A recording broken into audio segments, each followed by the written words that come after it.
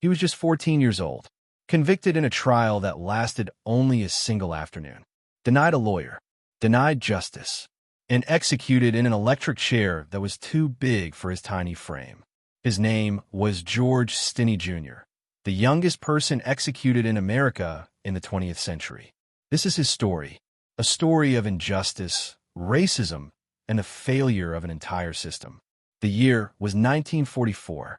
America was at war overseas, but at home, another war raged quietly, the war of segregation and racial inequality. In Alcolu, South Carolina, a small mill town, black and white families lived strictly apart. Children attended different schools. Neighbors didn't mix, and the justice system was built to protect only one group, white America. It was in this world that George Junius Stinney Jr. grew up. He was just a boy, shy, small, barely 95 pounds.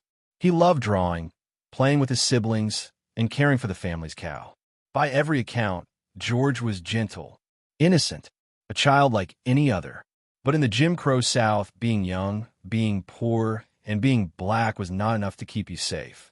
On March 23, 1944, two young white girls, Betty June Binnicker, age 11, and Mary Emma Thames, age 7, went missing after riding their bicycles near George's neighborhood. The community was shocked. Hours later, their bodies were found in a ditch. They had been beaten with a heavy object. With little investigation, suspicion immediately turned to George and his 16-year-old brother, John. Why? Because a witness said they were the last to see the girls alive. In reality, George and his sister had only spoken briefly to the girls as they passed. But in the minds of the town's white residents, that was enough. The very next day, police came for George.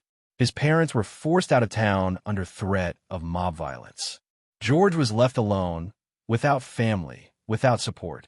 At just 14 years old, he was interrogated for hours by white officers. No lawyer, no witnesses, no transcripts.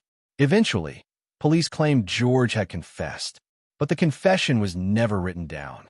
No document, no signature, just the word of the officers. This so-called confession sealed his fate.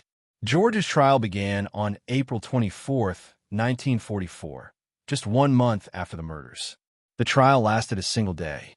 His court-appointed attorney barely defended him. He called no witnesses. He didn't even cross-examine the prosecution's witnesses. The all-white jury deliberated for 10 minutes. That's how long it took to decide George's life. The verdict, guilty. The sentence, death by electrocution. George's lawyer never appealed. His parents weren't allowed to visit him in the days before his execution. A child was left to face death alone. On June 16, 1944, just 83 days after his arrest, George was led into the execution chamber. He was so small that the guards struggled to strap him into the chair. They had to use a Bible as a booster seat so his body could fit. When the mask was placed on his face, it slipped off because his head was too small. Witnesses saw his wide, terrified eyes staring out at the crowd. Moments later, the switch was pulled. Electricity surged through his body. Witnesses later said his hands clenched the chair, his body convulsed violently. And then, silence. George Stinney Jr. was dead, just 14 years old. The town moved on. Many white residents celebrated that justice had been served. But George's family was destroyed. They fled Alcolu in fear of violence. His siblings carried the trauma for the rest of their lives. For decades, George's case was forgotten, buried in history as just another statistic of Jim Crow injustice. But his story never truly went away. Activists, historians, and civil rights leaders kept whispering, George was innocent. In 2014, 70 years later, George's case was reopened. Lawyers reviewed the evidence. Historians examined the records. And what they found shocked no one. There had been no fair trial, no real defense, no evidence at all.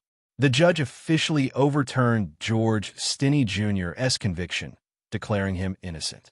His family wept, not from victory, but from the weight of a truth they had carried all their lives. But George was gone, just as it come too late. George's story is not just about the past. It's a warning. It shows us how fear, racism, and a broken system can kill the innocent. It shows us that children can be swallowed by a justice system that has nothing to do with justice at all. And it forces us to ask, how many more Georges are out there today, behind bars, waiting, silenced? What do you think? Should a system that can execute a 14-year-old child ever be trusted? Share your thoughts in the comments. And if you believe stories like George's must never be forgotten, subscribe to this channel. Because there are countless more untold injustices, and their voices deserve to be heard.